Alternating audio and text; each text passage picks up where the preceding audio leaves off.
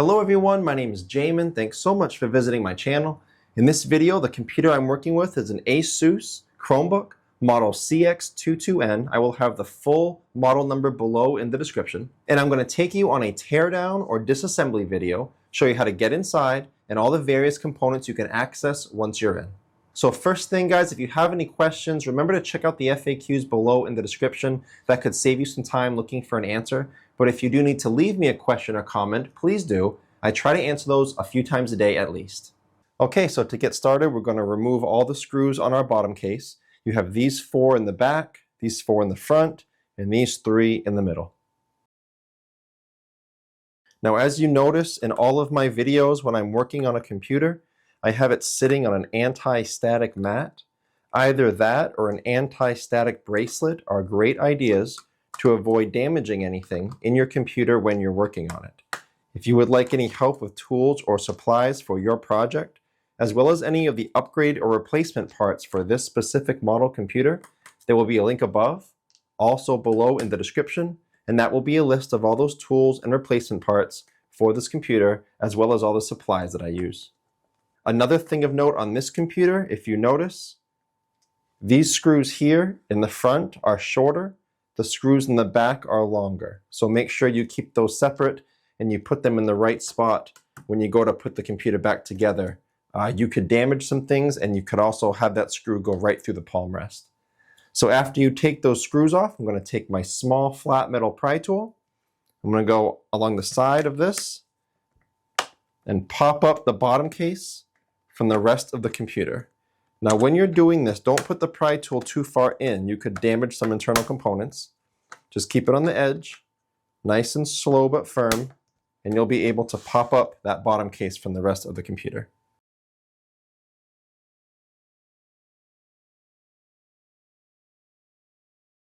And the bottom case comes off like that. As with any computer repair, the first thing you do when you get inside a computer is unplug or remove your battery.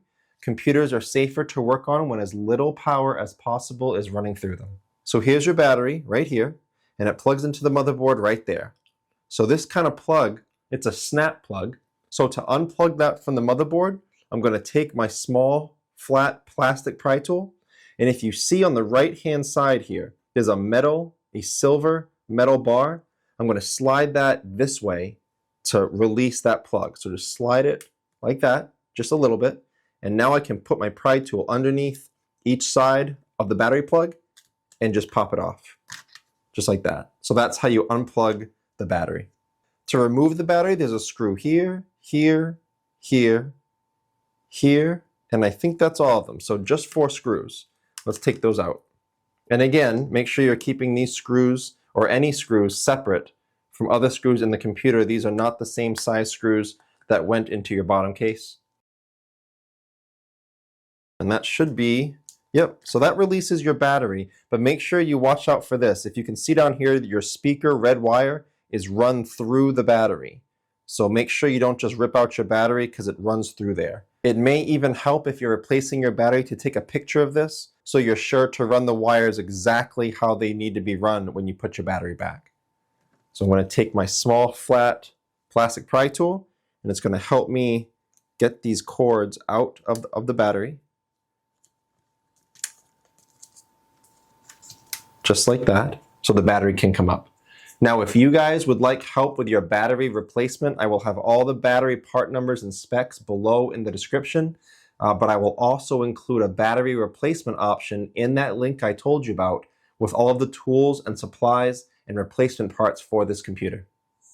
Now, if you're here because your computer is not turning on, it could be a bad battery, but it could be something else. Keep in mind that even if your computer has a bad battery, most laptop style computers should still turn on and work if your charger's plugged in. So if your computer's not turning on at all, it may be a different issue than just a bad battery. I will have a video tutorial link below in the description. I'll also link it above in the video, and that'll be a troubleshooting video if your computer's not turning on. Your speakers, as you can see, are right down here. They're not screwed down at all. You can see the little orange rubber washers that are around these posts for sound insulation. That's all that holds these down. So to get your speakers up, you would just Pull those right off of those posts, just like that, and it plugs into the motherboard there. Now, usually in a computer, it's best to not pull on the wires when unplugging something. It's best to just manipulate the plug. You can damage the wires, and sometimes you can pull the wires right out of the plug. But on this plug, there's not a lot of room there. So I'm going to do a combination of slowly pulling on the wires, wiggling it a little bit, while trying to pry it out with my pry tool. Take as much pressure off of those wires as possible.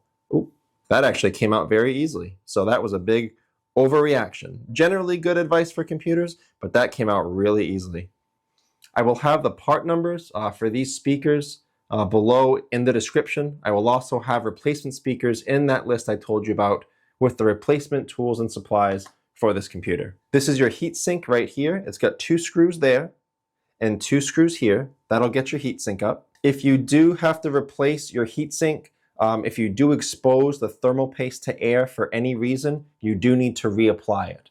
Once thermal paste is exposed to air, it no longer does its job well. So I'm not actually going to take this up right now, but just be aware if you are replacing this, you will need to reapply thermal paste. I will have a video link below in the description that helps you and shows you how to apply thermal paste. You don't want to put too much on. You don't want to put too little on. So that video will be there to help you if you guys need help with that. If you're accessing your touchpad or anything else where you do need to remove one of these ribbon cables, I'm going to show you how to get at these ribbon cables. They're very fragile, and a lot of people break the clips that hold the ribbon cable down. So I'm going to show you how to do that now. Now we're going to use this ribbon cable here, for example. You can see the ribbon cable comes in here, and it's got a blue tab that you can hold on to when plugging it in or unplugging it. And the port on the motherboard is white. The clip that holds the ribbon cable down is black. And the hinges that the black clips swivel on are gold. So the way this opens is you're going to slide your very, very flat pry tool very carefully under the black clip and pop it up, just like that. And then you can pull that ribbon cable out. If you're working on the computer at all afterward, I always put that black clip back down for safekeeping. You don't want it getting snagged or caught on anything. And then when you want to put a ribbon cable back, again, you would carefully open that up, slide your ribbon cable carefully underneath it. Now, this may take a little bit if you're not used to it. Make sure that this black guideline on the ribbon cable is nice and even, and then you carefully snap that clip back down. If you do break this black clip, you may not be able to find a replacement online, which means the ribbon cable may never secure very well in that port again. So again, be very careful with that. That's kind of why I'm making a big deal about showing you how to operate that. As far as the motherboard, you have a screw here, a screw here. You have to take out both hinge screws here.